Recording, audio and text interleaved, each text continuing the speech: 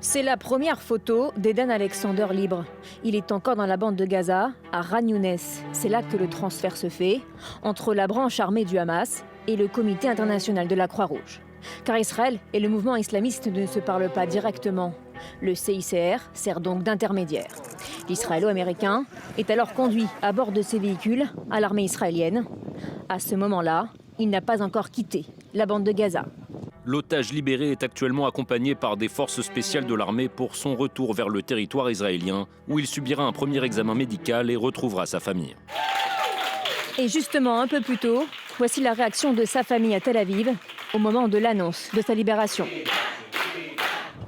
La mère de Edan a aussitôt embarqué à bord de cet hélicoptère de l'armée israélienne pour le retrouver dans un centre d'accueil à Reim, dans le sud d'Israël. Et vers 19h07 heure française, 20h07 en Israël, Eden Alexander est de retour sur le sol israélien dans ce convoi. Et à la seconde où il met un pied en Israël, l'armée établit un contact téléphonique avec sa mère. Oh mon Dieu! Oh mon Dieu! Edan! Edan! Tu es dehors, mon amour, tu es sorti. C'est fini. Je t'attends ici. Et quelques minutes plus tard, il retrouve donc sa famille après 584 jours de captivité. Il prend ensuite 7 hélicoptères pour rejoindre l'hôpital Ichilov de Tel Aviv.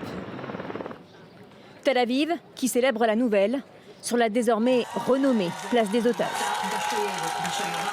Le transfert a été permis grâce à une pause des combats. Il ne s'agit donc pas d'un cessez-le-feu, ce que regrette le CICR. Le cauchemar continue pour les otages restants, leurs familles et des centaines de milliers de civils à Gaza. Nous avons besoin d'urgence d'une volonté politique pour sauver des vies et rétablir le cessez-le-feu. Il est crucial que les civils soient épargnés par les hostilités et que l'aide humanitaire puisse entrer à Gaza. Elle a été interrompue depuis début mars, où après 19 mois de conflit, la population gazaoui est confrontée à un risque critique de famine.